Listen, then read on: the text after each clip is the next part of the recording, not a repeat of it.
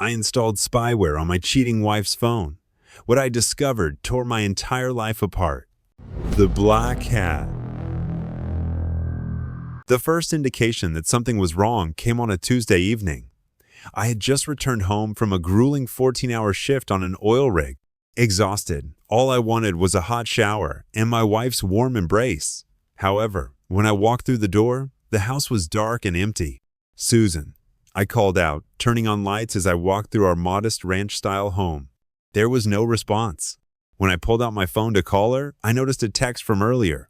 "Girls, night out, don't wait. Number 10. I frowned and threw my phone onto the kitchen counter with more force than necessary. This was the third girls' night this month. When did Susan become so popular? And on a Tuesday? No less? Shaking off the nagging feeling in my stomach, I grabbed a beer from the refrigerator and collapsed on the couch. That's fine, I told myself. She can have a social life. Just because I work long hours doesn't mean she has to stay at home waiting for me. But as the days turned into weeks, that nagging feeling intensified into an anxiety I was unable to shake. Susan became more distant. She spent less time at home and gave only vague explanations for her frequent absences. When we were together, she appeared distracted, often staring at her phone with a small smile on her lips. I attempted to dismiss it as paranoia. After all, I'd never been a jealous person. Susan and I had been in a happy marriage for 8 years. Why would this suddenly change? But no matter how hard I tried to rationalize it away, the unease remained. It all came to a head one sunny Saturday afternoon. I was cleaning out my truck in preparation for a fishing trip with my buddy Randolph the following day. As I vacuumed under the passenger seat, something caught my eye, a crumpled receipt wedged between the seat and the center console. Curious, I took it out and smoothed it flat. My blood ran cold as I read the details. A receipt from the Riverside Inn and Suites from a weekend 3 weeks ago, when Susan claimed to be visiting her sister in the next state for an extended period. I stared at the damning piece of paper, refusing to believe what it was telling me. But as the initial shock subsided, a cold fury rose in my chest. I'd been taken for a fool. I stormed into the house, ready to confront Susan, but she wasn't home. Of course she wasn't. Taking deep breaths, I forced myself to think logically. I needed more evidence before confronting her if she was deceiving me. God, I hoped I was mistaken. I needed to be wise about this. I called Randolph, my voice tight as I explained the situation. "I need your help, man," I said. "I believe Susan has been lying to me, and I need to know for sure." Randolph let out a low whistle. "Damn, Jason, that's heavy. What do you need?" "You're the tech whiz," I said. "Is there any way I can track her phone or something? See who she's been talking to?" There was a pause at the other end of the line. "Are you sure about this, Jay? Once you go down this road?" "I'm sure," I cut him off, my voice firm. "I need to know the truth, Randolph, whatever it is." He exhaled. "All right, man. I'll come over in an hour. We'll figure this out." Randolph delivered on his promise, arriving with a laptop and a grim expression. He helped me install spyware on Susan's phone while she was out running errands. It didn't feel right invasive, but I suppressed the guilt. If she had nothing to hide, she had nothing to worry about. The following few days were torturous. I went through the motions at work, constantly thinking about what might be on Susan's phone. When I got home each night, I'd lock myself in my home office and go over the information Randolph's program had gathered. At first, it was nothing too incriminating, just a lot of texts and phone calls from a number I didn't recognize. Then came the photographs, intimate shots clearly not intended for my eyes. Finally, we had the smoking gun. A voice message from Susan to someone named Clive Adams. "I miss you already," Susan's voice sounded through my computer speakers. "Last night was incredible. I cannot wait to see you again, baby. I love you."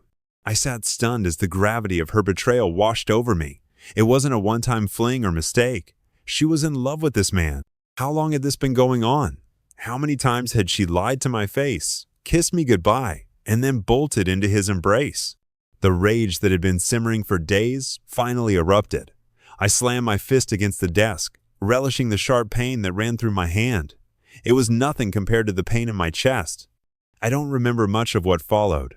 I know I drank a lot. I'm sure I ruined some things in my office, smashing picture frames and hurling books. Susan knew something was up when she came home that night and found me sitting in the dark living room with a tumbler of whiskey in my hand. "Jason," she said hesitantly, flicking on the light. "What's wrong? Why are you sitting in darkness?" I looked up at her, taking in the woman I thought I knew. She was gorgeous, my Susan, with long chestnut hair, bright green eyes, and a smile that could light up a room. How often had that smile been a lie? "Sit down," I said, my voice gravelly from the whiskey and unshed tears. "We need to talk." She paled, clearly sensing the impending storm. "Jason, whatever you think." "Sit down," I growled, leaving no room for debate. She slumped into the armchair across from me, her hands twisting nervously in her lap. "What's this about?" she asked. Rather than answering, I took out my phone and pressed play on the damning voice note. Susan's voice filled the room, professing her love for another man. As she listened, the color drained from her face. When it was over, she opened her mouth as if to spew some excuse. But I interrupted her. "Don't," I said, raising a hand. "Don't even try to lie your way out of this. I know everything, Susan. I've seen the texts, the photos.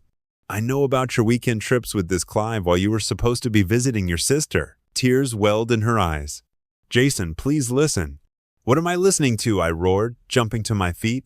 The whiskey glass shattered against the fireplace as I threw it across the room. "Listen to how you've been sleeping with another guy for who knows how long. Explain how you've been lying to me every day. Go ahead, Susan, I'm all ears." She flinched at my outburst, shrinking back into her chair. "I'm sorry," she whimpered. "I never intended for this to happen. It started as a harmless flirtation, and then..." "And then what?" I demanded. "You just fell into bed with him? Fell in love with him? How long has this been going on, Susan?" She couldn't meet my eyes. "A year," she whispered. The words hit me like a physical blow. A year? 12 months of lies and betrayal? I felt sick. "Why?" I asked, my voice breaking. "What did I do wrong? What does he have that I don't?" "Nothing," she insisted, finally looking up at me. "You didn't do anything wrong, Jason. It's not about you, it's..." "Don't give me that," I snapped. "This has everything to do with me. You made a vow, Susan, for better or worse. Remember? Was that all a lie too?" She shook her head frantically.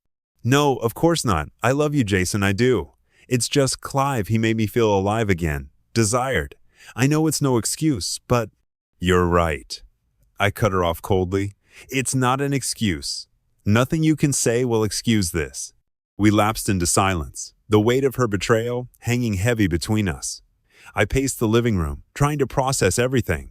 Susan remained in her chair, silent tears streaming down her face. Finally, I turned to face her. "Is there anything else I should know?" I asked, my voice devoid of emotion. "Any other bombs you'd like to drop?" She hesitated, and I knew there was more. "What is it?" I demanded. Susan took a shaky breath. I'm pregnant," she whispered. For a moment, I thought I'd misheard her, but the look on her face confirmed it. My wife was pregnant, and she didn't know if the baby was mine. The room spun around me as the full impact of her words hit home. I stumbled back and collapsed onto the couch as my legs gave out. "Jason." Susan's voice sounded distant. "Jason, please say something." I looked up at her, the stranger, with my wife's face. In that moment, all I felt was cold, hard hatred. "Get out," I said quietly. She blinked, confused. "What?" "I said get out," I roared, jumping to my feet. "Get out of my house. I cannot even look at you right now." Susan scrambled to her feet and moved away from me. "Where am I supposed to go?" she asked, her voice small and terrified. "I don't give a damn," I spat. "Go see your sister. Go to a hotel, or better yet, run to your beloved Clive. Just get out of my sight before I do something I'll regret." She hesitated for a moment before fleeing upstairs. I heard her moving around, packing a bag. 10 minutes later, she was back down, her eyes red and puffy. "Jason, please." She tried one last time. "Can't we discuss this?" I didn't even look at her. "There's nothing to talk about. You've made your choice. Now deal with it." The front door opened and closed, and just like that, she was gone. I stood there in the silence of our once happy home, feeling as if my entire world had just collapsed. As the adrenaline from the confrontation wore off, exhaustion struck me like a freight train. I walked upstairs to our bedroom, me bedroom now. I assumed Dan collapsed onto the bed. Sleep came slowly, but when it did, it was accompanied by nightmares of Susan in the arms of another man. The next few days were a blur of anger, pain, and far too much whiskey. I called in sick at work, unable to face the idea of pretending everything was normal. Instead, I hid in my house. ignoring calls and texts from concerned friends and family. My mother was the one who finally broke through my self-imposed isolation. On the third day of my bender, she arrived at the house armed with Tupperware containers full of food and a determined gleam in her eye. "Jason Michael Cooper," she called out as she entered using her spare key. "I know you're in here. You cannot hide from your mother." I groaned from my seat on the couch, an empty bottle of Jack resting against my chest. "Go away, Mom," I muttered. "I'm not fit for company."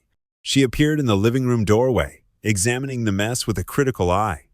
Empty bottles littered the coffee table, and the stench of stale cigar smoke hung in the air. "Oh, Jason," she sighed, her expression softening with sympathy. "What did that woman do to you?" Before I could protest, she was dragging me off the couch and directing me to the bathroom. "You're going to take a shower," she announced firmly.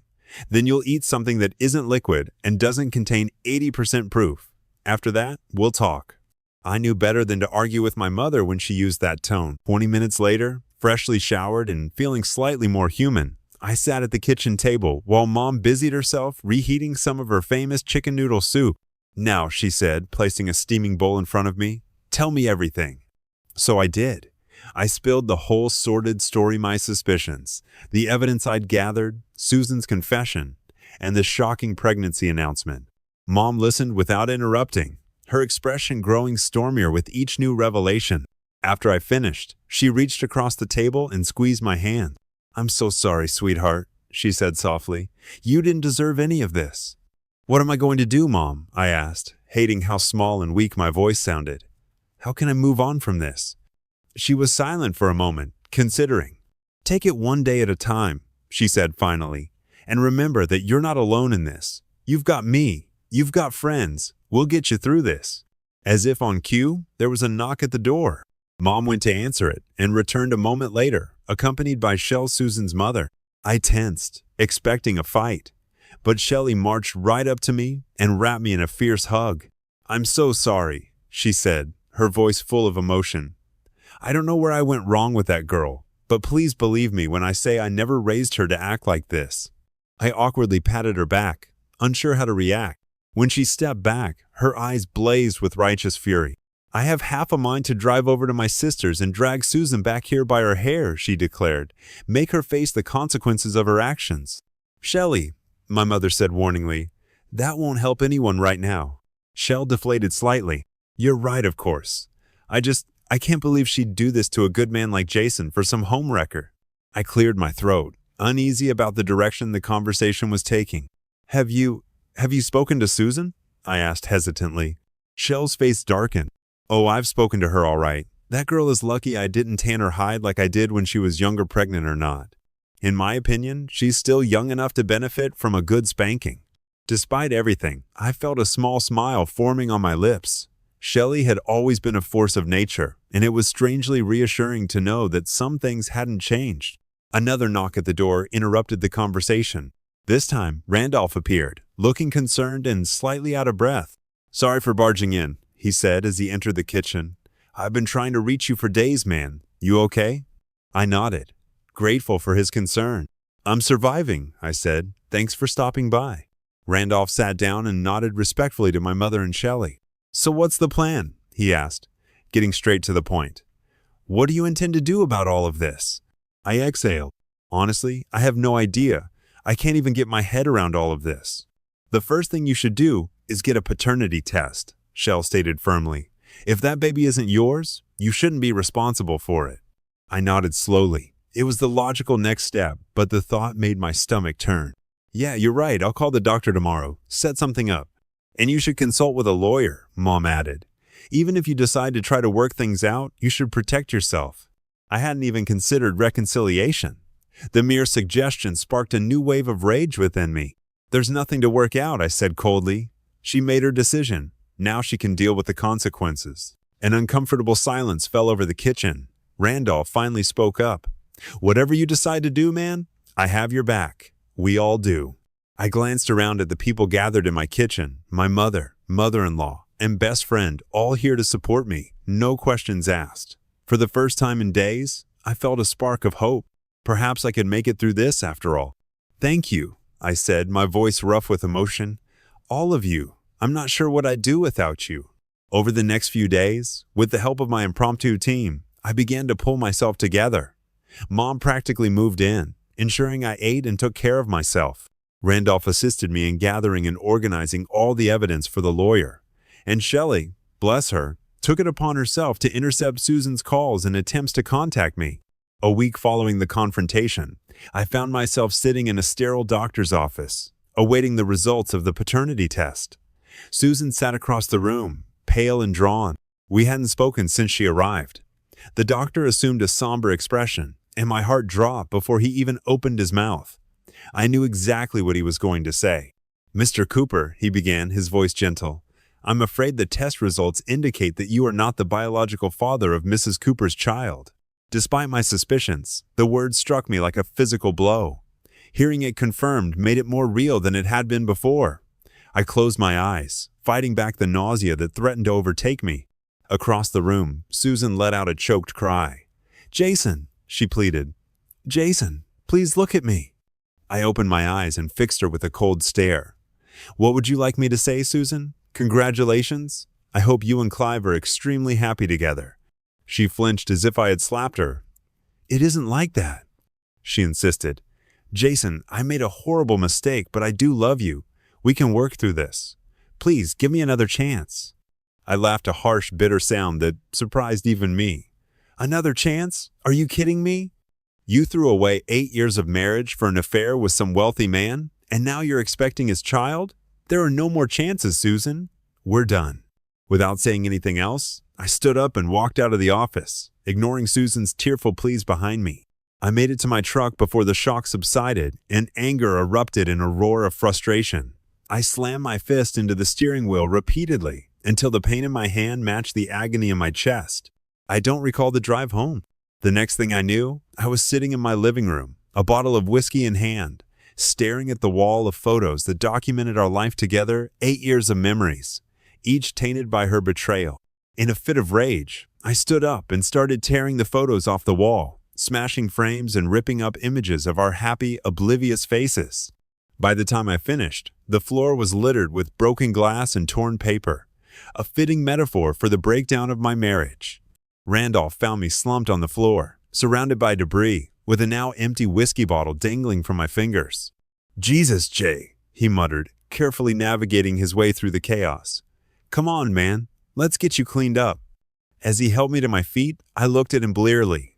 "She's pregnant with his child, Randy," I slurred. "What the hell should I do now?" Randolph's face hardened. "You're going to pull yourself together," he said firmly, "and then we'll make sure she and her lover pay for what they did to you." His words cut through the alcohol-induced haze, sparking something dangerous within me. "You're right," I said, my voice low and determined.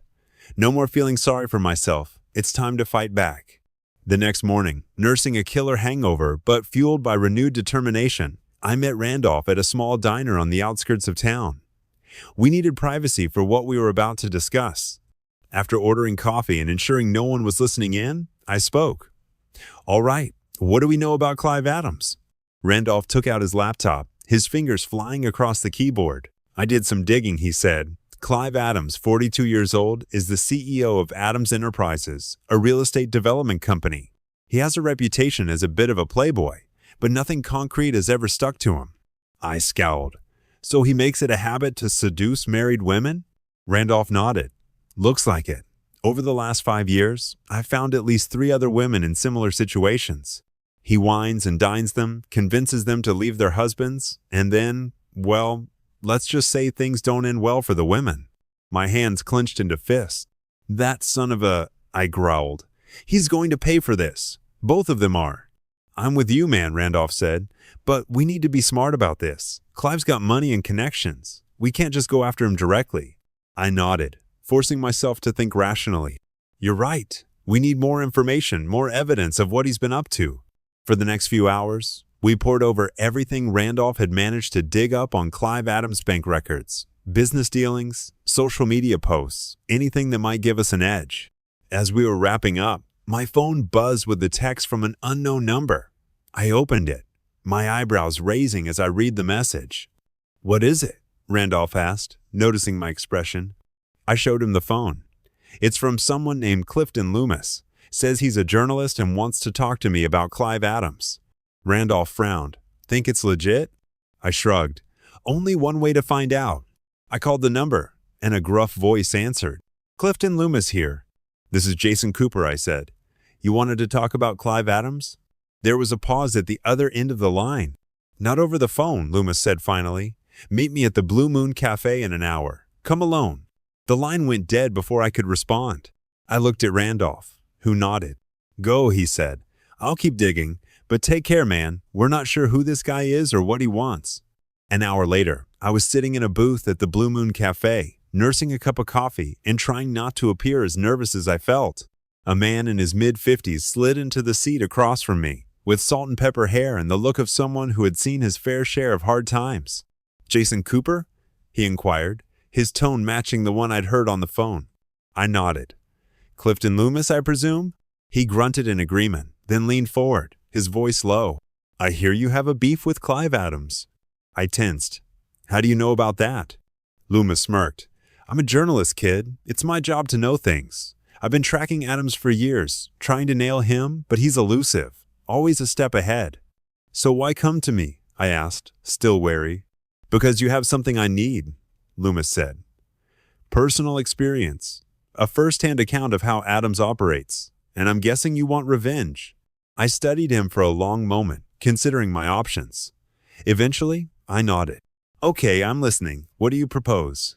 Loomis laid out his plan to expose Clive's operations, revealing not only his philandering ways, but also some of his shadier business deals. All he needed was my story to tie everything together. I can't promise it'll fix everything, Loomis said, but it'll certainly make Adams's life difficult. Might even bring him down completely. I thought about Susan, the baby she was carrying, and the life I thought we had together. Then I thought of Clive Adams smug and self-assured, believing he could do whatever he wanted without consequences. I'm in, I said, my voice hard and determined. Let's take him down. Loomis, Randolph, and I worked tirelessly for several weeks to gather evidence and build our case against Clive Adams. We uncovered a disturbing pattern of behavior, not only affairs, but also financial fraud, intimidation tactics, and hints of violence against women who threatened to expose him. Susan attempted to contact me several times, calling, texting, even showing up at my house once or twice. Each time, I shut her down completely. I wasn't interested in her apologies or tears. In my opinion, she was as guilty as Clive. Randolph was the one who finally pointed out the obvious. You know, he said one night while we were reviewing some financial documents, Susan might be our secret weapon. She knows things about Clive that could be crucial in bringing him down.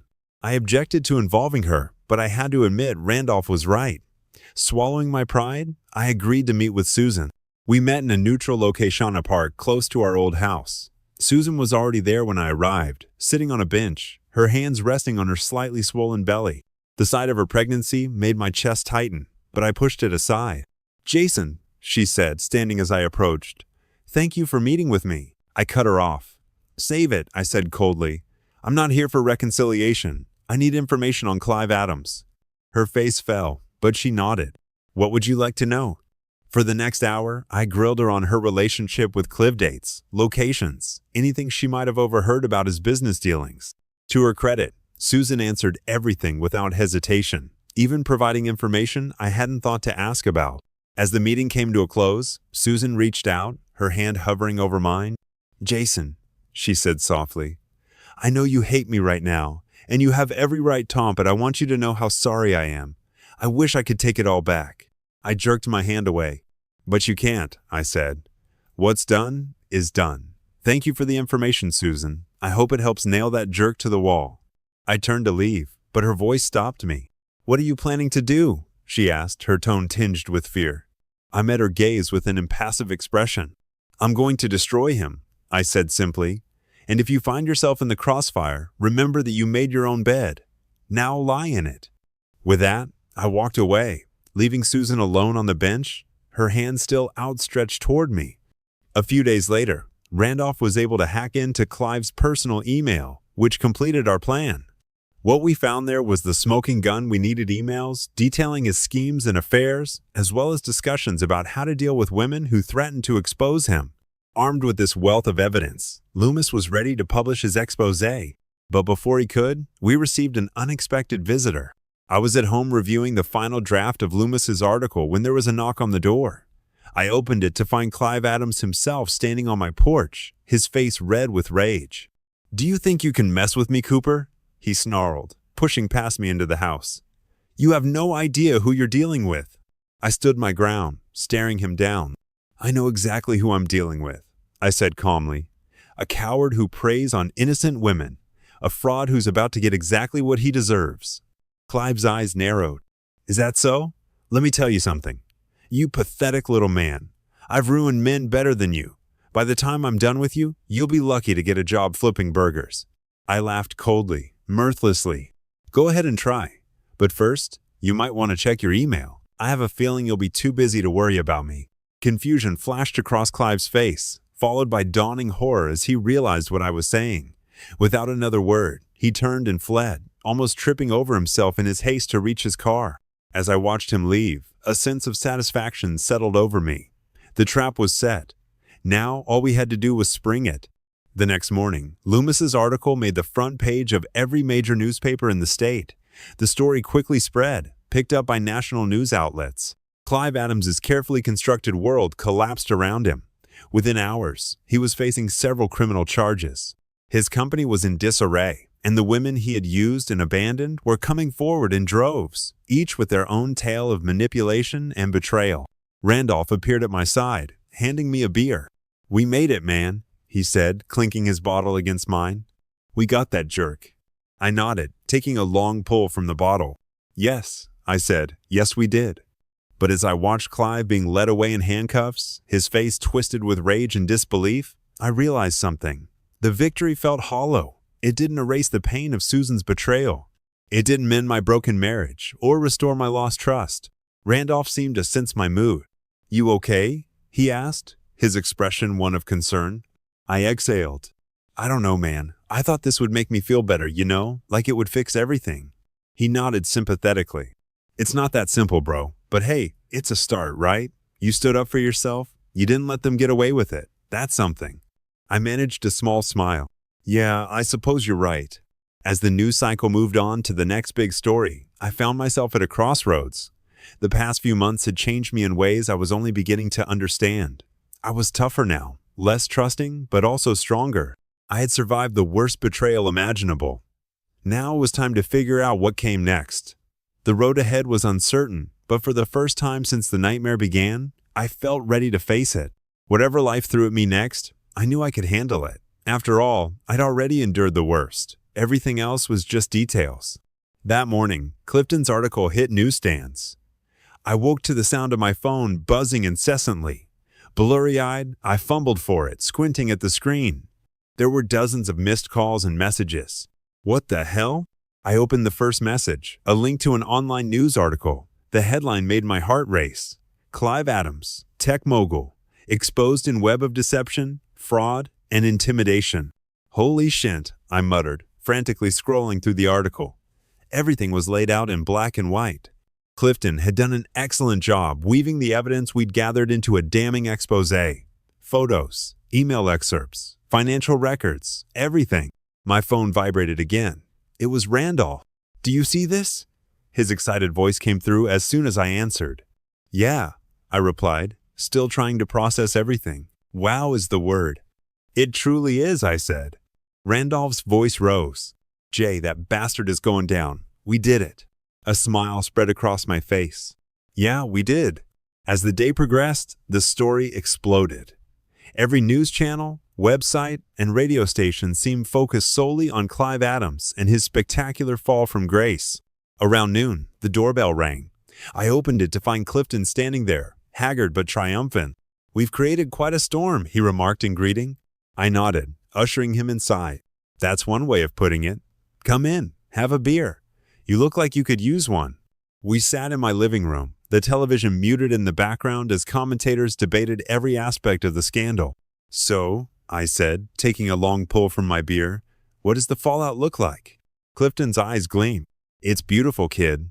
Adams Enterprises stock is in free fall. Half his board has already resigned. And get this, his wife filed for divorce this morning. She must have known about some of his indiscretions for years, but this was the final nail in the coffin. I can't say I blame her, I said. Any word from the man himself? So far, radio silence, Clifton replied. But my sources say he's holed up with his lawyer, trying to figure out how to save his ass. Good luck with that. Right then, my phone rang. An unknown number. I answered with trepidation. Hello? Do you think you're clever?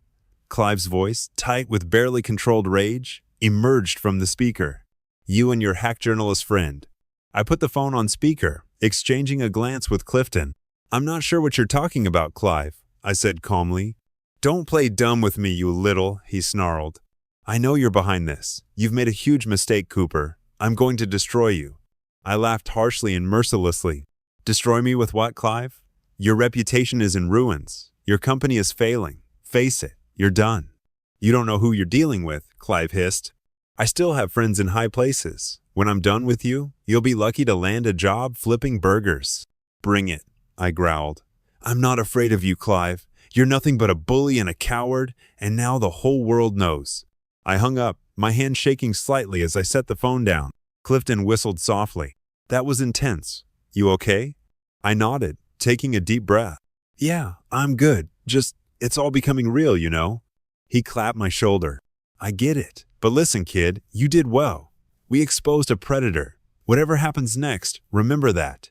As if on cue, my phone vibrated with a text from my boss at the drilling company. Need to see you in my office tomorrow morning. Urgent. I showed Clifton the message, a sinking feeling in my stomach. Clive's claim of having high-ranking friends seemed to be genuine. Clifton's face hardened. You knew this might happen. Are you ready for it? I squared my shoulders, meeting his gaze. Bring it on. I'd rather flip burgers with a clear conscience than work for people on Clive's payroll. The next morning, I walked into my boss's office, head held high. Sit down, Jason, he said, not meeting my gaze. I'll stand, thanks, I replied. What's this about, Frank? He exhaled, finally looking up at me. You know what it's about. This whole mess with Clive Adams? The company is getting a lot of criticism. Jason, investors are nervous. We need to distance ourselves. Are you suspending me? I asked flatly. Frank nodded, visibly uncomfortable. Just until it all blows over. It's not personal, you understand. It's just business. I laughed bitterly. Nothing personal?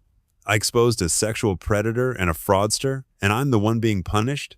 That's rich. Frank, Jason, please, he pleaded. My hands are tied here. Adams still has a lot of influence in this industry. If we don't play ball. I raised a hand, cutting him off. Save it. I don't want to hear your excuses. I took a USB drive from my pocket and tossed it onto his desk. It contains documented evidence of every transaction this company has ever had with Clive Adams.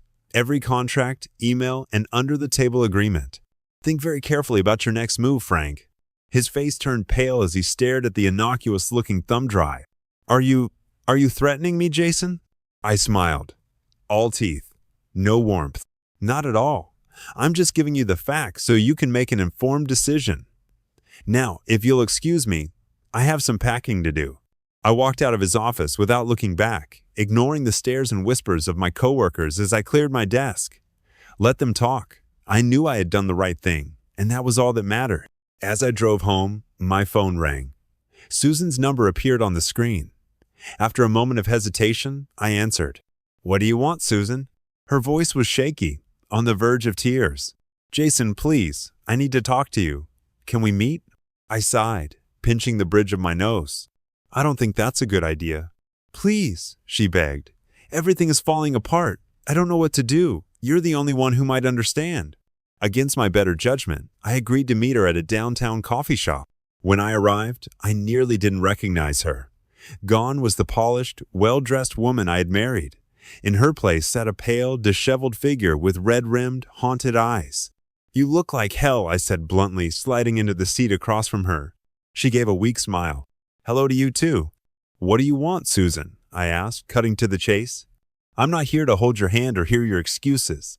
Her face crumpled. I know. I didn't know where else to turn. Everyone has turned their back on me. My friends, coworkers, even my own mother won't return my calls. I leaned back, looking at her calmly. And what did you expect? You made your bed, Susan. Now you have to lie in it. I know, she whispered. I know I messed up, but Jason, you have to believe me. I never meant for any of this to happen. Clive, he wasn't who I thought he was. I snorted. No, he's a manipulative jerk who preys on vulnerable women, and you fell for it completely. Her eyes welled up with anger. That's not fair. You don't know what it was like, how he made me feel. Save it. I cut her off. I'm not interested in your justifications. You had a choice, Susan. You chose him over me, over our marriage. You're responsible for everything that's happened since. She deflated, tears streaming down her cheeks. You're right. I know you're right. I'm not sure what to do now. I'm pregnant, alone, and everyone hates me. I almost felt sorry for her. Almost. But then I remembered the pain she'd caused me, the lies, the betrayal. My heart hardened. I stood up. That's no longer my problem. You made your decision, Susan. Now you have to live with it. As I walked away, I heard her call out, Jason, please wait. I paused, looking back at her. What? I'm sorry, she said, barely above a whisper. For everything. I nodded once, acknowledging her words, but not accepting them. Goodbye, Susan. As I walked out of the coffee shop, I felt a weight lift off my shoulders. It wasn't forgiveness. I didn't think I'd ever be able to fully forgive her. But it was closure, a final chapter in that part of my life. My phone vibrated with a text from Randolph. News just hit. Feds brought Clive in for questioning. It's happening, man. A smile spread across my face. The wheels of justice were turning, maybe slowly, but inexorably. Clive's day of reckoning was coming, and I'd be there to watch him fall. The weeks after Clive's exposure were a blur. I found myself in the midst of a legal maelstrom juggling depositions and meetings with lawyers, while fending off Clive's team's increasingly desperate attempts to discredit me. Randolph was always there, providing support and strategic thinking. We were in his home office, looking over some financial documents, when he brought up the subject I'd been avoiding. You know, he said carefully, we might need to consider bringing Susan into this. I stiffened, jaw clenched. Absolutely not. Randolph held up his hands placatingly. Hear me out, Jay. She was closer to Clive than anyone. She might know details that could be crucial to nailing this bastard once and for all. I shook my head vehemently. No way. I'm not letting her anywhere near this. She's made her bed. Let her lie in it. I get it, man, I do, Randolph said. But think about it. If her testimony could put Clive away for good? I slammed my hand down on the desk, making him jump. No, Randolph. End of discussion. He nodded, backing off. All right, it was just a thought. We lapsed into an uncomfortable silence. The only sound was the shuffling of papers. After a few minutes, my phone buzzed. An unknown number. Hello? I answered wearily. Jason, it's Malign Reeves. We met at the... I cut her off. Malign was another of Clive's victims, the one we'd used to get the damning recording. What's happening? Her voice was tight with tension. I need to talk to you in person. It's important. 20 minutes later, I was sitting across from Malign in a quiet corner of a local park. She looked nervous, constantly glancing over her shoulder. What's this about, Malign? I asked. She took a deep breath. Clive contacted me. He wants me to recant my statement. Says if I do, he'll make it worth my while. My blood ran cold. He's trying to buy you off. She nodded miserably. I don't know what to do, Jason. I'm scared. You don't know what he's capable of. I leaned forward, my voice low and intense. Listen to me, Malign. I know exactly what he's capable of. That's why we can't let him win. If you back down now, he'll just keep doing this to other women. Isn't that just perfect? Tears welled in Molin's eyes. No, absolutely not. But what if he comes after you, after your family? I reached out, squeezing her hand reassuringly. We won't let that happen. I promise you, Molin, we're going to bring him down, but we need your help to do it. Can you stay strong for a little longer? She wiped her eyes and squared her shoulders. I think so. Yes, I can do this. I nodded in approval. Good. Now I need you to tell me everything, every detail from your conversation with Clive. We're going to use this against him. As Molin recounted Clive's clumsy attempts at witness tampering, a plan began to form in my mind. We could use his desperation against him. I was so caught up in our conversation that I didn't notice the figure approaching until a shadow fell over us. I looked up, my blood rushing to my ears. Susan stood there, one hand resting protectively on her swollen belly, her eyes darting between me and Molin, a look of hurt and anger on her face. "Well," she said, voice brittle, "isn't this cozy?" I stood slowly, positioning myself between Susan and Molin. "It isn't what you think, Susan." Molin Lafetta, harsh, bitter tone. "Oh, Jason, what exactly am I thinking? You've moved on pretty quickly.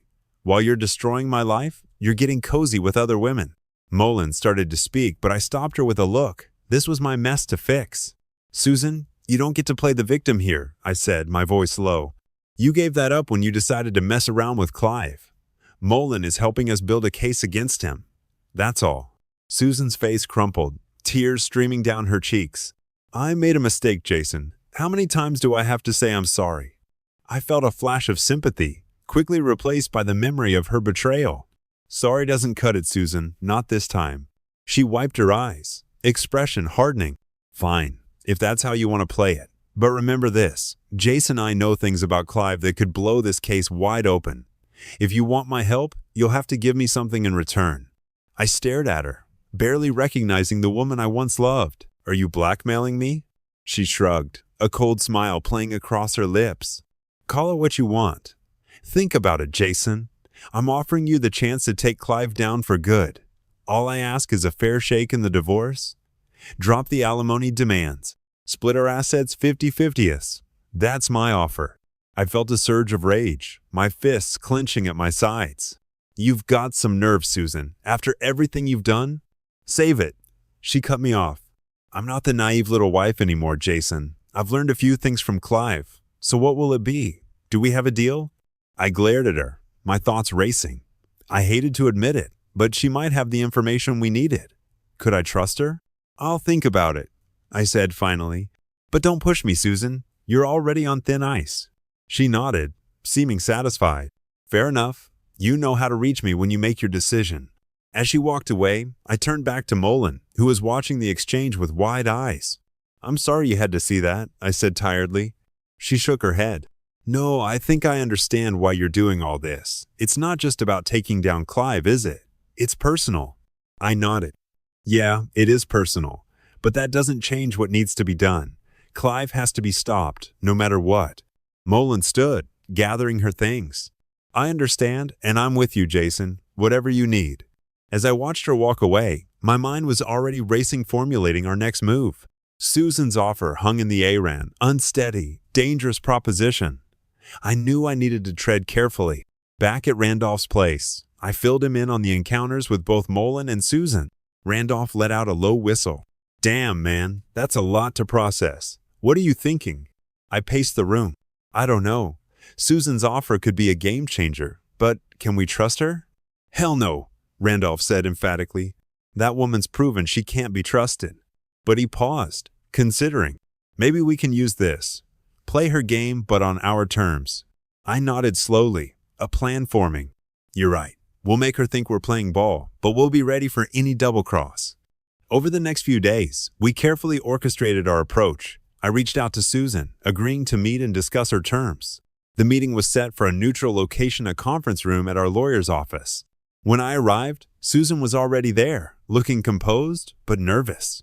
Our lawyer, Hugo Jacobs, sat at the head of the table, his face impassive.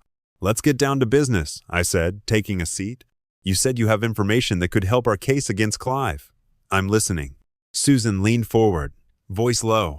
"Clive's not just a womanizer. He's involved in some seriously shady business, deals money laundering, insider trading, you name it.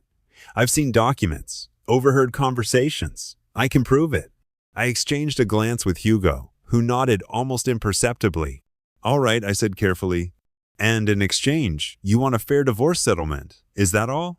She hesitated, then shook her head. "There's one more thing. I want immunity. Whatever comes out about Clive, I don't want to be implicated. I was just a pawn in his game, Jason.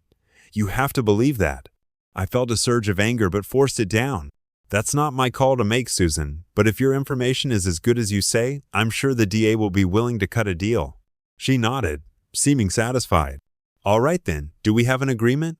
I stood, extending my hand.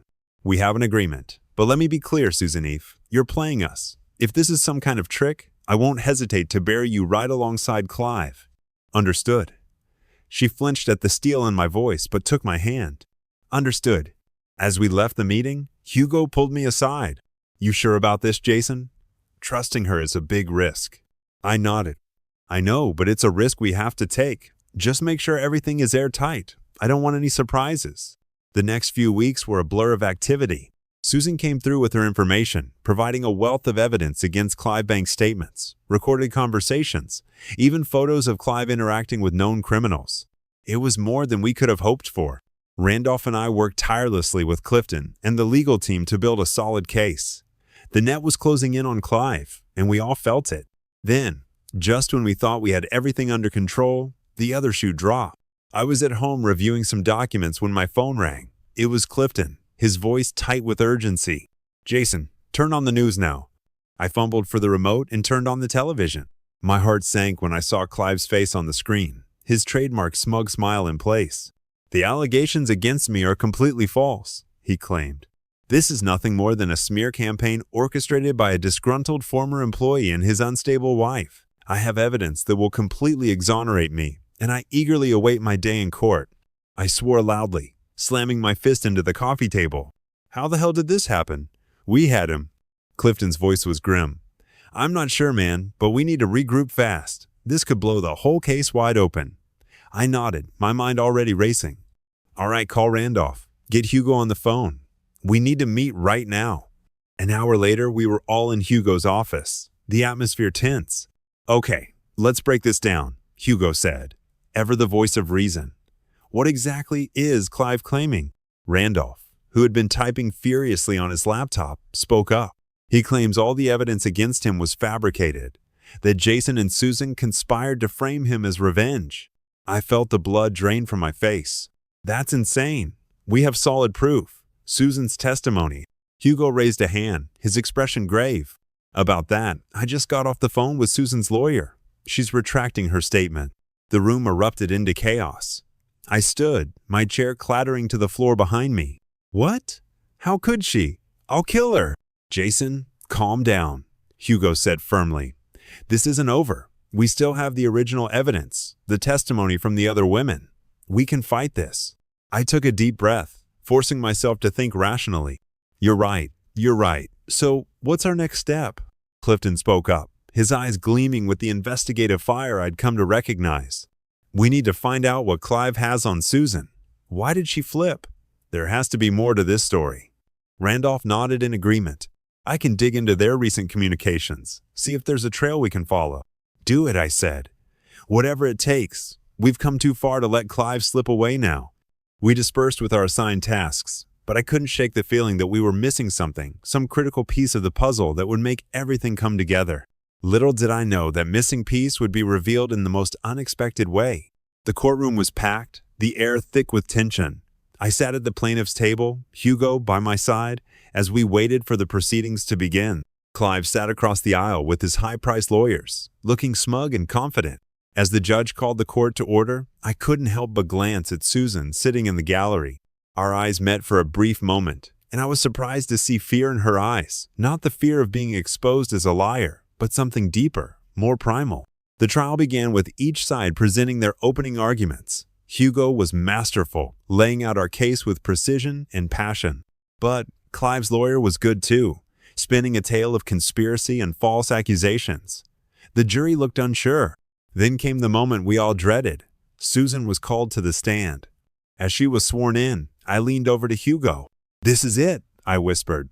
If she sticks to her retracted statement, we're screwed. Hugo nodded. Let's hope your ex-wife has a crisis of conscience.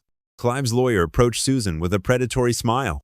Mrs. Cooper, please tell the court about your relationship with Mr. Adams. Susan's voice was barely audible as she began speaking. Clive and I had an affair. It lasted about a year. And did Mr. Adams ever force you to do something you didn't want to do? Susan hesitated, her gaze darting to Clive, then to me. No, she said finally. Everything was voluntary.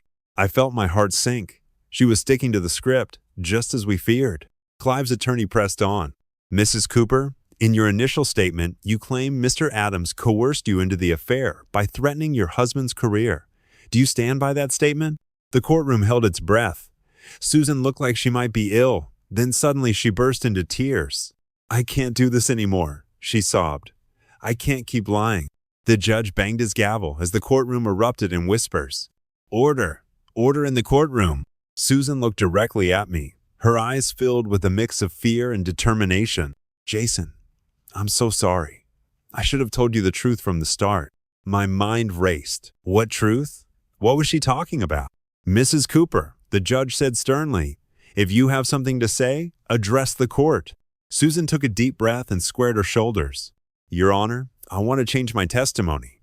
The truth is, Clive Adams coerced me into an affair, but the threats weren't just about Jason's career. He threatened to expose financial irregularities at the company where I worked, irregularities I helped cover up." The courtroom erupted into chaos. Clive's face turned an alarming shade of red as he yelled at his lawyers. The judge banged his gavel repeatedly, calling for order. I sat there stunned. Financial irregularities? Susan had been involved in something illegal? Hugo grabbed my arm. "This changes everything," he hissed. "If we can corroborate her story." But I barely listened. My eyes were fixed on Susan as she continued her testimony, recounting tales of corporate fraud, blackmail, and manipulation. She painted Clive as a master puppeteer, exploiting people's flaws and mistakes to his advantage. "He knew about the discrepancies in our books," Susan said, her voice stronger now.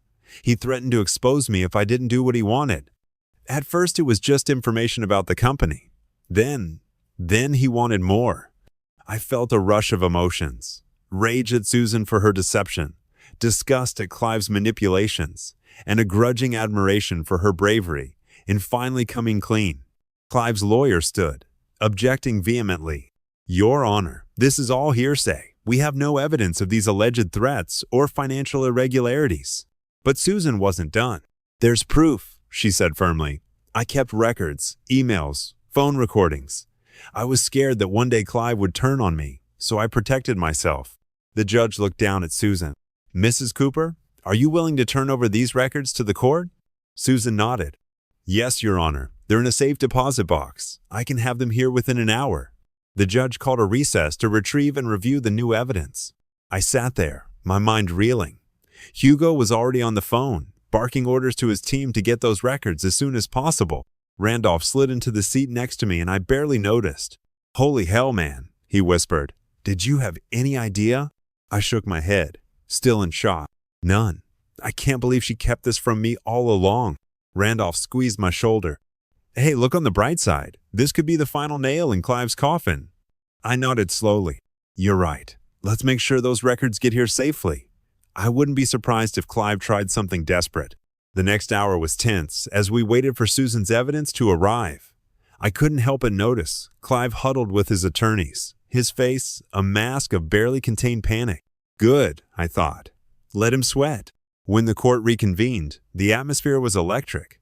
Susan's records had arrived, and the prosecution team had been poring over them. The DA's face told me everything I needed to know. We had him. What followed was a legal bloodbath. Email after email, recording after recording, laid bare Clive's web of deception and manipulation. It wasn't just Susan. There were communications with other employees and companies, part of a massive fraud and coercion conspiracy. I watched Clive's face grow paler with each new piece of evidence. His lawyers looked stunned, clearly unprepared for the turn of events. As the day wore on, it became clear the tide had shifted decisively in our favor. The jury's expressions changed from skepticism to outrage as the full extent of Clive's crimes was revealed. Finally, after what felt like an eternity, the judge concluded the day's proceeding.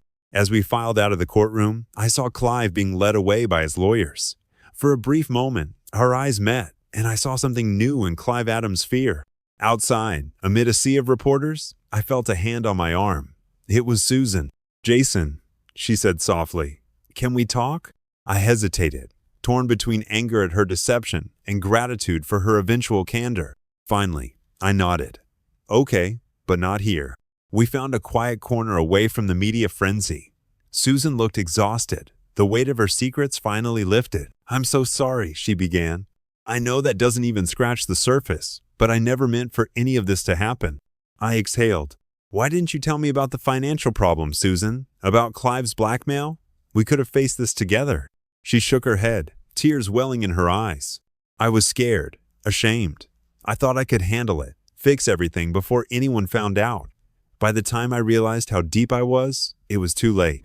I felt a flicker of old feelings for her, quickly drowned out by the memory of her betrayal. That's not an excuse, Susan. You still chose to have an affair, to lie to me for months. I know, she whispered, and I'll regret it for the rest of my life. But Jason, you have to believe me. Everything I said in there today was true. Clive is a monster. He uses people, then discards them. I was just another pawn in his game.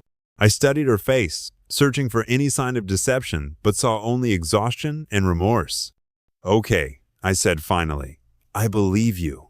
But Susan, this doesn't change us. Too much has happened. Too many lies. She nodded, wiping her eyes. I know. I hope one day you can forgive me. I watched her walk away, a strange mix of emotions swirling within me. Relief that the truth was out, anger at the years of deception, and sadness for what might have been. Randolph appeared at my side, his expression serious. You okay, man? He asked. I took a deep breath, squaring my shoulders. Yeah, I'm okay. It's been a long day, but we're almost there, Rand. We're so close to finishing this. He nodded, a smile breaking through. Damn right we are. Clive Adams is going down, and we'll be there to watch him fall. As we walked away from the courthouse, I felt a weight lift off my shoulders. The road ahead was still uncertain, the legal battle far from over. But for the first time in months, I felt hopeful. Justice was within reach, and I was determined to see it through. The call came late one evening as I was preparing for another night of restless sleep. The number on my phone gave me pause. It was Shell Susan's mother. We hadn't spoken since the trial, and I answered with unease. Jason, it's Shell. We need to talk. Can you meet me? Her voice was tight with tension, and my guard went up immediately. What's this about, Shell? Not over the phone? Jason, please. It's important. 20 minutes later, I was settling into a booth at a quiet cafe on the outskirts of town. Shelley was already there, her hands wrapped around a steaming mug of coffee, her eyes darting nervously around the nearly empty room. Thank you for coming, she said as I sat down. I didn't know who else to turn to. I studied her face, noting the dark circles under her eyes and the worry lines deeper than I remembered. What's going on, Shell? Is it about Susan? She nodded, her eyes filling with tears. Oh, Jason, I've been such a fool. We all have. What are you talking about? I asked, my voice steady but cautious. Shelley took a deep breath, her voice dropping to a whisper. Susan hasn't changed. All that remorse, the whole act at the trial, it was all a lie. My jaw tightened, anger rising in my chest. What do you mean? A lie? She's been playing us, Jason. All of us. The apologies, the tears, it was all about getting a fair divorce settlement and distancing herself from Clive's crimes.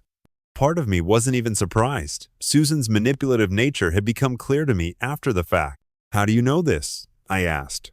Shell's gaze darted around the cafe again before she leaned in closer. Because she isn't alone. She's been seeing someone. Clive's brother, Jordan Adams. The name hit me like a punch to the stomach. I had heard of Jordan during the Clive investigation, a man as ruthless as his brother, if not more so. Are you sure about this? I asked, my mind already racing with implications. Shelley nodded miserably. I overheard their conversation, Jason. They're planning something to do with you. I think they mean to hurt you. I sat back, my mind racing. Just when I thought the nightmare was over, a new chapter was beginning. Why are you telling me this, Shell? I asked, scanning her face. Susan is your daughter. Tears streamed down her face. Because I can't stand by and watch her destroy more lives. I should have spoken up sooner. Should have seen what was happening with Clive. I won't make that mistake again. I reached across the table, squeezing her hand. Thank you for telling me, Shell. I know it couldn't have been easy. She nodded, wiping her eyes. Just be careful, Jason. Susan and Jordan, they're dangerous. I'm scared of what they might do. As I left the cafe, my mind was already forming plans. I needed to contact the authorities, protect myself. But first, I had to make a call. Randolph, it's me. We have a problem. I updated him on what Shelley had told me, my voice tight with tension. Jesus Christ, Randolph swore. Just when we thought it was over. What's your plan, Jay? First things first, we need to contact the police. If Susan and Jordan are planning something, we have to get ahead of it. Randolph agreed, and I could hear him typing frantically in the background. I'll start digging into Jordan Adams, see what I can find. Be careful, man. These people are bad news. I know, I said. Trust me, I'm not taking any chances. The next morning, I found myself sitting across from Detective Simmons, the lead investigator on Clive's case. I laid out everything Shell had told me, watching as his expression grew more serious with each detail. This is serious, Mr. Cooper, he said when I finished. We'll look into it immediately. In the meantime, I suggest you be extra cautious. Maybe consider staying with a friend for a few days. I shook my head. I'm not letting them chase me out of my own house. Just keep me updated, okay? As I left the police station, I couldn't shake the feeling that I was being watched. Every passing car, every stranger on the street seemed suspicious. I quickened my pace, eager to get back to the relative safety of my home. But as the days passed with no sign of Susan or Jordan, I began to wonder if Shelley had been mistaken. Maybe she'd misunderstood what she heard. The attack caught me completely off guard. I was walking to my car after a long night at work, my mind preoccupied with a challenging project. The parking lot was nearly empty, the overhead lights casting long shadows on the asphalt. I heard the footsteps too late. As I turned, a fist connected with my jaw, sending me sprawling. Through the ringing in my ears, I heard a familiar voice. Hello, Jason. Miss me? I looked up, blinking away the stars in my vision, and saw Susan standing next to a man I assumed was Jordan Adams, his fist still clenched. Susan? I spat, struggling to my feet. What the hell is this? She smiled, but her expression was cold and empty, sending chills down my spine. Consider this a warning, darling. You should have left well enough alone. Jordan stepped forward, his bulk towering over me. You've cost my brother everything, he growled. Now it's time to pay the favor back. Before I could react, his fist slammed into my stomach, forcing the air from my lungs. I doubled over, gasping as blow after blow rained down on me. Through the haze of pain, Susan's voice came cold and detached. If you go to the cops again, or if you try to interfere with our plans in any way, let's just say this little encounter will look like a love tap in comparison. I must have passed out because the next thing I knew, I was alone in the parking lot, my body aching, the taste of blood in my mouth. With trembling hands, I reached for my phone and dialed 911. As I waited for the ambulance, a sense of determination settled over me. Susan and Jordan might think they'd scared me into submission, but they just made the worst mistake of their lives. This wasn't over, not by a long shot. The hospital room was quiet, save for the steady beep of the heart monitor and the low murmur of the television in the corner. I lay there bruised and bandaged, my mind racing with plans for revenge. A knock at the door interrupted my thoughts. Randolph entered, his face full of concern and barely contained rage. Jesus, Jay, he said, taking in my battered appearance. They did a number on you. I tried to sit up, wincing at the pain in my ribs. They'll regret it. Randolph pulled up a chair and leaned in close. I did some digging on Jordan Adams. This guy's bad news, Jay. Connections to organized crime, suspected in at least 2 murders. He makes Clive look like a Boy Scout. I nodded. All the more reason to bring him down. What's our next step? Whoa, Rocky. Slow down, Randolph said, raising his hands. You're in no shape to make any plans right now. You need to rest, recover. I shook my head, ignoring the sharp pain the movement caused. No time for that. Susan and Jordan think they've got me scared that I'll back off. We need to strike while they're confident. Randolph gave me a long look, then nodded. All right, what's your plan? Over the next few hours, as nurses came and went, Randolph and I devised our strategy. We would track Susan and Jordan's movements, gather evidence of their criminal activities, and build a case that not even the best lawyer could dismantle. It's dangerous, Randolph said as he prepared to leave. If they get wind of what we're doing, they won't. I cut him off. We'll be smarter this time, more careful. He nodded, squeezing my shoulder gently. All right, man, I got your back. Get some rest. We've got work to do. The next few weeks were a blur of activity. After I was released from the hospital, Randolph and I set up a makeshift command center in my living room. The walls covered with photos, maps, and scraps of information. Randolph's technical expertise proved invaluable. He hacked into Susan's email, giving us access to her communications with Jordan. What we found was chilling. Look at this, Randolph said one evening, pointing to his laptop screen. They're planning to leave the country. Fake passports, new identities, the works. I leaned in, scanning the email exchange. When? 3 days from now. They're booked on a flight to Buenos Aires. I felt a surge of adrenaline. Then we've got 3 days to nail them. Can you track their movements? Randolph grinned, cracking his knuckles. Already on it. I've got a trace on Susan's phone. Wherever they go, we'll know. As the day of their planned departure drew nearer, the tension ratcheted up. We barely slept, subsisting on coffee and takeout as we pieced together our case. Finally, the morning of their flight arrived. Randolph and I sat in my car outside Susan's apartment, watching as she and Jordan loaded suitcases into a taxi. "This is it," I said, starting the engine as the taxi pulled away. "You ready for this?" Randolph nodded. "Born ready. Let's nail these bastards." We followed at a discreet distance, my hands tight on the steering wheel. As we neared the airport, I felt a familiar surge of anger and determination. This ends today, I thought. Suddenly, Randolph grabbed my arm. They're pulling over." Sure enough, the taxi had stopped at a gas station just a few miles from the airport. I watched as Jordan got out, heading inside the store.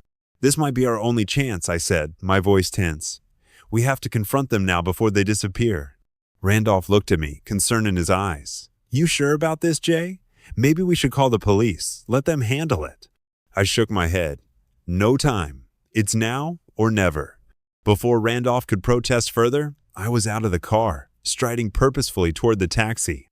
Susan saw me approaching, her eyes widening in fear and surprise. "Jason!" she gasped as I yanked open the taxi door. "What are you doing here?" I grabbed her arm, pulling her out of the car. "This ends now." Jordan emerged from the store, freezing for a split second when he saw me. Then his face contorted into rage. "You!" he roared, charging toward us. What followed was a blur of fists and fury. Jordan was bigger, stronger, but I was fueled by months of bottled-up rage and betrayal. We grappled on the asphalt, Susan screaming for us to stop. We traded blows. I tasted blood in my mouth and felt the sting of split knuckles. But I didn't give up. All the pain and humiliation of the past year poured out of me as I rained blows on Jordan's face.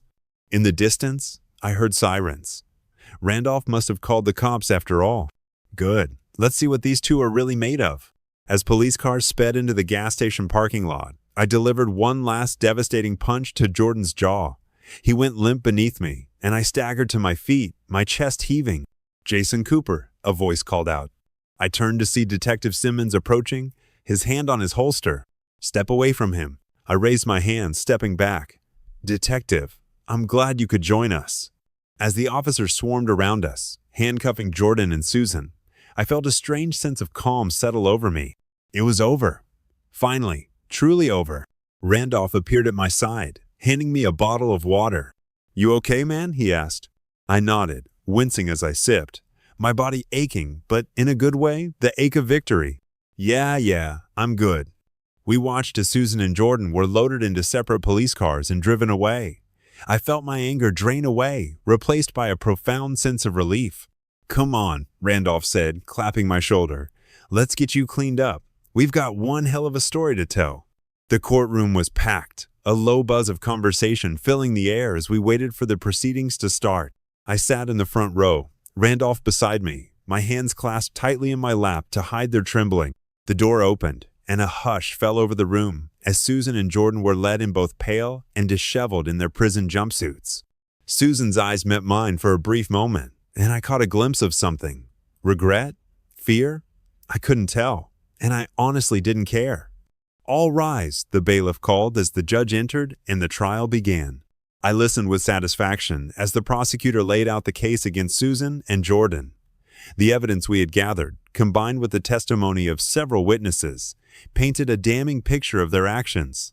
"Your Honor," the prosecutor said clearly, "the state will prove beyond a reasonable doubt that the defendants, Susan Cooper and Jordan Adams, conspired to commit fraud, assault, and attempted murder." I felt a surge of pride when Randolph was called to the stand. He testified about our investigation, his voice steady as he described the evidence we had uncovered. As the trial progressed, I watched Susan and Jordan's faces. Jordan remained stoic, his jaw clenched, but Susan seemed to crumble with each new piece of evidence presented. Finally, it was my turn to testify. As I took the stand, I felt a rush of adrenaline. This was it me chance to tell my story, to see justice done. Mr. Cooper, the prosecutor began, can you tell the court about the night you were assaulted? I took a deep breath and recounted the events of that night in the parking lot. As I spoke, I saw Susan flinch, her eyes filling with tears. But I felt no sympathy, only a cold determination to see this through. And what happened after the attack? The prosecutor asked. I was in the hospital, I said, my voice steady. But as soon as I was released, I knew I had to do something. These people weren't going to stop. So Randolph and I started our own investigation. The defense tried to discredit our testimony, painting Susan and Jordan as victims of circumstance, but their efforts fell flat against the overwhelming evidence. As the trial neared its conclusion, I found myself holding my breath. Would the jury see through Susan's tears? Would justice finally be served despite Jordan's stoic facade? The wait for the verdict was excruciating. Days passed, each seeming longer than the last. Finally, we were called back to the courtroom. As the jury, 4 persons stood. I felt Randolph's hand on my shoulder, a silent show of support. On the charge of fraud and conspiracy, we find the defendants guilty. I let out a breath I hadn't realized I was holding. On the charge of assault, we find the defendants guilty. Susan let out a sob, her shoulders shaking. On the charge of attempted murder, we find the defendants guilty. It was over. They were going away for a long time. The judge read Jordan's sentence, 25 years, and Susan's, 15 years. I felt a weight lift off my shoulders. It was done. Finally, truly done. Outside the courthouse, surrounded by reporters, I felt a strange mix of emotions: relief, exhaustion, satisfaction. Mr. Cooper, how do you feel about the verdict? A reporter shouted, thrusting a microphone in my face. I paused, choosing my words carefully. Justice was served, I said. That's all I have to say. As I pushed through the crowd, Randolph by my side, I noticed Shelley standing at the edge of the throng. Our eyes met, and I saw a mix of grief and relief in her expression. I gave her a small nod, acknowledging her role in bringing this chapter to a close. You okay, man? Randolph asked as we walked to the car. I nodded, feeling the tension of the past months begin to ebb. Yeah, I think I am. The next few weeks were a blur, as I tried to adjust to life after the trial. As the media frenzy died down, I was faced with a future I'd never imagined possible. The weight of the past year, Susan's betrayal, Clive's manipulations, and Jordan's violence had left me scarred, but also resolute. I was no longer the man who had walked into that dark house on that fateful Tuesday evening, expecting a warm embrace. I was someone new, forged in the fire of pain and perseverance. Randolph stopped by one evening as I sat on my back porch, nursing a beer and staring at the fading light over the horizon. He settled into a chair beside me, cracking open a bottle of his own. So, he said, his tone casual but probing, what's next for Jason Cooper? I took a long pull from my bottle, considering the question. Honestly, I'm not sure, I admitted. For so long, everything revolved around Susan, Clive, and Jordan. I'm not sure I remember how to just live my life. Randolph nodded, his expression understanding. So, have you thought about getting out of town for a while? A fresh start, you know. The idea took root in my mind, growing more appealing by the second. You know what? That's not a bad idea, I said, a spark of excitement igniting within me. Maybe it's time to leave all this behind. The plan came together over the next few days. I decided to sell my house, quit my job, and relocate to a small coastal town several hours away, a place where no one knew my name or my story. As I packed my belongings, I came across old photographs of Susan and me in happier times. For a brief moment, I felt a pang not of regret, but of sadness for what could have been. Then I remembered everything that had happened, and the feeling dissipated. I tossed the photos into the trash without a second glance. The day of my departure was bright and clear. Randolph came to see me off, helping me load the last of my boxes into my truck. We stood in my now empty driveway, the weight of the moment settling over us. You sure about this?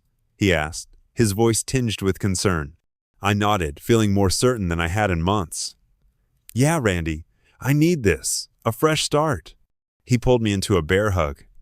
I'm going to miss you, man. Don't be a stranger. Okay, I won't, I promised, clapping him on the back. And hey, you're welcome to visit anytime. I hear the fishing's great down there. As I drove away, watching my old life fade in the rearview mirror, I felt a sense of possibility I hadn't experienced in years. The road ahead was uncertain, but for the first time in a long time, I was excited about the journey. Weeks later, I stood on a cliff overlooking the ocean, the wind whipping through my hair. The sun was setting, painting the sky in brilliant oranges and pinks.